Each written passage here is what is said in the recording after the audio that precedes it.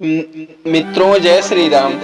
आज आप लोग सुनेंगे अवसान माता की पूजा विधि और कथा।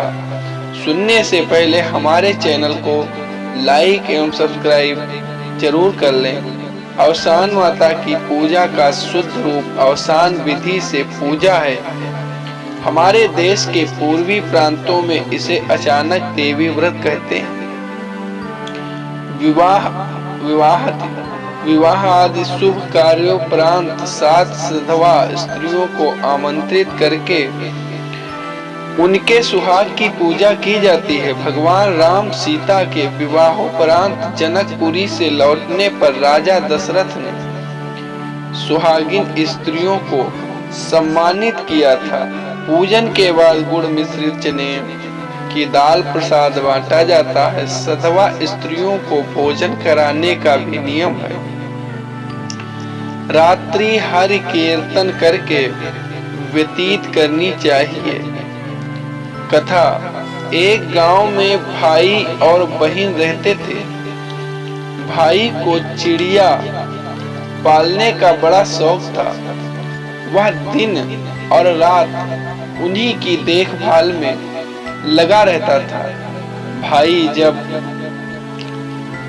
भाई की जब सगाई हुई तो वह उसी दिन से दुबला होने लगा। एक दिन बहन ने भाई से इसका कारण पूछा तो उसने बताया कि मुझे किसी भी बात का कोई दुख नहीं है बहन, किंतु मुझे यही चिंता लगी रहती है कि जब मैं बारात के साथ विवाह करने के लिए जाऊंगा तो मेरी चिड़ियाओं को दाना पानी कौन देगा। यदि इनकी देखभाल में थोड़ी सी लापरवाही या देरी हुई तो कठिन परिश्रम से पाली हुई मेरी चिड़िया बेमौत मर जाएंगी।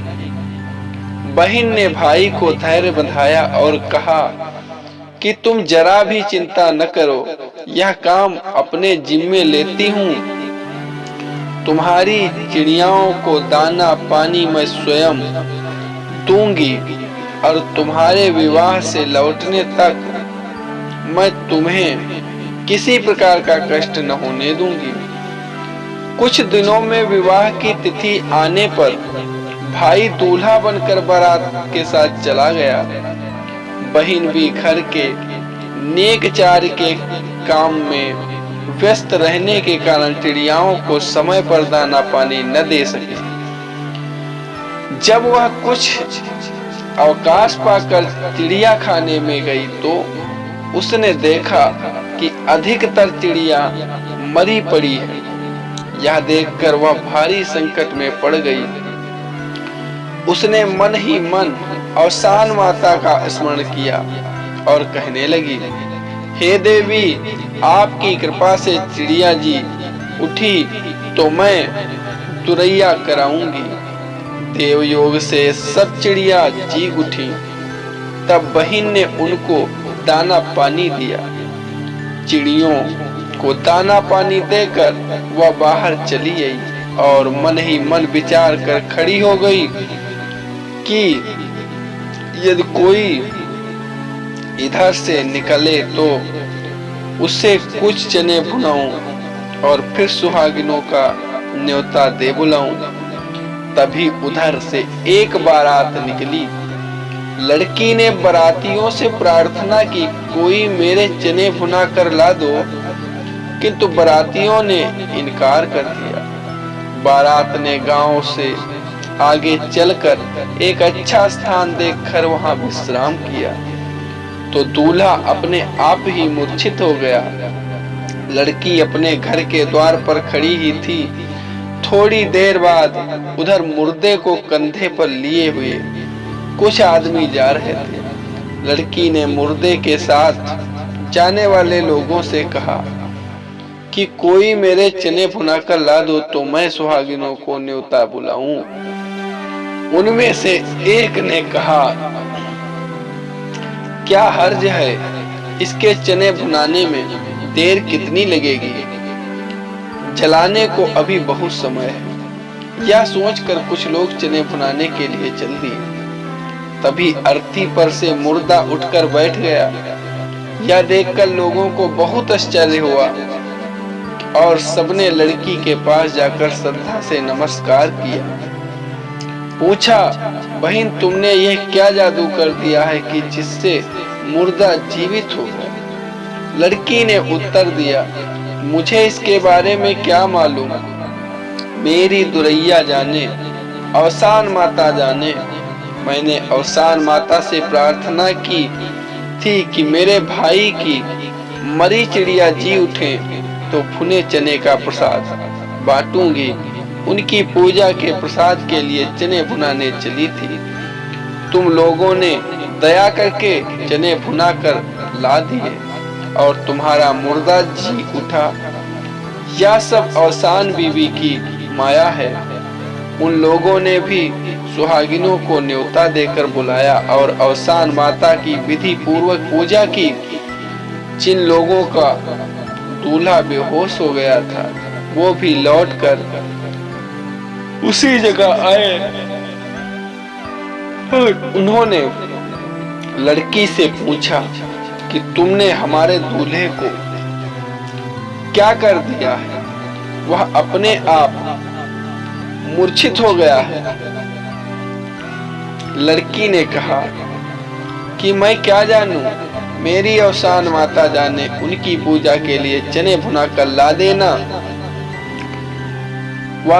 ला देने वाले का मुर्दा जी उठा और तुमने इनकार कर दिया तो तुम्हारा दूल्हा अचेत हो गया। इसमें मैं क्या करूं? उन लोगों ने लड़की से कहा कि हमें अवसान बीवी की पूजा विधि बता दो, हम भी घर पहुंचकर उनकी पूजा करेंगे। लड़की ने उन्हें पूजा की विधि बता दी। उन्होंने पूजा का संकल्प करते हुए ही दूल्हा स्वस्थ हो गया। बारात जनवासे की ओर चल पड़ी। सकुशल विवाह हुआ। तब उन लोगों ने घर पहुंचकर 7 सुहागिनें न्योती और उनके आंचल भरकर श्रद्धा पूर्वक अवसान माता की पूजा की। इधर जब लड़की का भाई विवाह करके लौटा तो लड़की की माता ने भी अवसान माता का पूजन किया। तभी से विवाह के अंत में अवसान माता की पूजा का। मित्रों, यह अब दूसरी कथा है अमीर जेठानी और गरीब देवरानी की। तो इसमें जो देवरानी रहती है वह बेचारी बहुत गरीब रहती है। तो एक दिन अपनी जेठानी से कहती है कि दीदी हमारे लिए कोई काम ढूंढ देती तो बहुत अच्छा होता। तो जेठानी कहने लगी, अब हम तुम्हारे लिए काम कहाँ ढूंढेंगे, तुम हमारे घर ही आया करो और हमारा सहारा काम कर दिया करो और हम तुम्हें कुछ दे दिया करेंगे। तो देवरानी कहने लगी, ठीक ठीक दीदी, कल से हम आएंगे। अब कल से वह आने लगी और आकर सारा काम घर का करती और जब जाने लगती तो जेठानी घर का बचा हुआ सारा खाना बटोर कर देवरानी को दे देती थी। जब देवरानी घर देकर गए तो बच्चे छीनने लगे। कहे कि क्या दीदी है, बड़ी मम्मी तो सब देखें। और वह भी बच्चों को बहुत अच्छा लगा क्योंकि गरीबी थी। तो इसी तरह से देवरानी हर रोज जाती और कुछ न कुछ बच्चों के लिए लेकर आती थी। अब जेठानी के मन में एक दिन अवसान माता की पूजा करने का विचार हुआ तो वह देवरानी से कही कि कल तुम जल्दी आ जाना और चौका बर्तन करके आप चली जाना। उसके बाद इधर जेठानी अपने पड़ोस में जाकर औरतों को निमंत्रण दे दी। अब सुबह हुई और देवरानी जल्दी आकर सारा काम करने लगी। और फिर जेठानी ने कहा, अगर सारा काम हो गया हो तो अब आप जाओ। तो देवरानी वापस घर चली गई। अब जेठानी के घर बहुत विधि से अवसान माता की पूजा सामग्री लेकर पूजा हुई। अवसान माता की कहानी और उसके साथ साथ अवसान माता के कुछ गीत भी हुए और फिर अंत में अवसान माता की आरती हुई। अब कुछ दिनों के बाद यह बात देवरानी के बच्चों को पता चली तो वह माँ से पूछने लगे कि मम्मी, बड़ी माँ ने आपको क्यों नहीं बुलाया था? तो देवरानी कहने लगी कि बेटा, वह बड़े लोग को बुलाएंगे कि हम जैसे गरीब लोगों को बुलाएंगे। तो फिर उनके बच्चे जिद करने लगे कि माँ, इस बार गुरुवार को आपको भी अवसान माता की दूरदुरिया करनी है। तो वह कहने लगी कि बेटा, हम कहाँ कर पाएंगे उसको, हमारे पास तो कोई सामान उसका भी नहीं है। उसकी तो वह जिद करने लगे। अब बच्चों के जिद तो सबको पता ही है, तो कहीं कि चलो अच्छा ठीक है। अब गुरुवार का दिन आया, उससे पहले वह शाम को जाकर ही सात सुहागिनों को न्योता दे आई थी और वह सब औरतें सोच रही हैं कि इसके पास तो कुछ भी नहीं है, यह कैसे करेगी दूरदुरिया की पूजा। अब सुबह हुई, देवरानी जहाँ पर पूजा करना था सब साफ सफाई की और अवसान माता का कोई सामान तो था नहीं, फिर भी सबसे अच्छे से करके आसान सबका लगा दिया और बीच में अवसान माता जी का आसन लगाकर एक बड़ा सा सिकाहुला से ढक दिया। अब कुछ देर बाद जब सारी सुहागिन आई तो वह सभी को माता जी के पास बैठ जाने को कहा और कहा कि दीदी, आप लोग पूजा की तैयारी करिए, हम कुछ बना आ रहे हैं। अब वह तो जान ही रही थी कि वहां पर कुछ नहीं है। तब उनमें जो श्रेष्ठ सुहागिन थी वह सिकाहुला हटाई तो उनको वहां पर पूजा का सारा सामान मिला और वह सब लोग व्यवस्था करने लगी। अब जब इधर से वह किचन से निकलकर आई तो वह अवसान माता का चमत्कार देखकर दंग रह गई। अब वह लोगों से बताए भी तो क्या बताएगी, तो लोग कहेंगे कि कोई व्यवस्था की नहीं, हमको फिर भी बुला लिया। फिर अवसान माता की पूजा खूब विधि से हुई और वह सुहागिनों की खूब सेवा करके उनको विदा किया। सुहागिनें जाते जाते बात करते हुए जा रही थी कि यह तो अपनी जेठानी से ज्यादा व्यवस्था की थी। अपनी पूजा में अब कहीं से यह बात जेठानी के कान में पड़ गई। अब दूसरे दिन जब देवरानी गई जेठानी के घर काम करने के लिए, तब जेठानी खूब नाराज हो गई और वह कहने लगी कि मेरे घर से चोरी करके ले गई थी आप सब सामान, तब इस तरह से पूजा की हो। तो वह कहने लगी, नहीं दीदी, ऐसा हमने कुछ नहीं किया था, यह सब दूरदुरिया माता का चमत्कार है। तो वह इस पर बहुत बहस की और कहने लगी कि चलो कल हम फिर से पूजा करेंगे, जैसे आपने कोई सामान नहीं मंगाया था वैसे हम भी नहीं मंगाते हैं। देखे माता का चमत्कार मेरे ऊपर भी होता है, केवल सब तुम्हारे ऊपर होता है। अब सुबह हुई, वह भी सारी औरतों को निमंत्रित कर दी थी और जिस तरह से देवरानी ने सब कुछ किया उसी तरह वो भी सोचने लगी।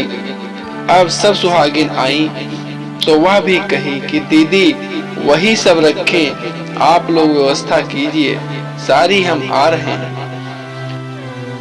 तो जब उसमें से श्रेष्ठ सुहागन उससे सिकाहुले को उठाया तो उसमें से बहुत प्रकार के जानवर, सांप, बिच्छू आदि उसमें से निकलने लगे और सब औरतें अपनी जान बचाकर किसी तरह से वहां से भागी। अब सब औरतें जेठानी को खूब बोलने लगी कि आपने ऐसा क्या किया, हम सब सुबह से भूखे प्यासे पूजा के लिए पड़े हैं और आप ऐसा कर रही हो। अब जेठानी ने देवरानी को बुलाया और कहा कि मेरे यहाँ तो ऐसा हुआ, आपके यहाँ कैसे हुआ। तो बेचारी देवरानी बोलने लगी कि दीदी, आपको तो माँ ने सब कुछ दिया है, आपको इस तरह नहीं करना चाहिए, मेरे पास कुछ नहीं था तो माँ ने अपनी कृपा मुझ पर बरसाई, आपके पास सब कुछ, फिर भी आपने इस तरह किया। अब दीदी आपको माता जी से माफी मांगनी चाहिए और फिर से कहना चाहिए कि माँ हमको क्षमा कीजिए, हम फिर से आपकी दुर्दुरिया पूरे विधि विधान से करेंगे। प्रेम से बोलो अवसान माता की जय।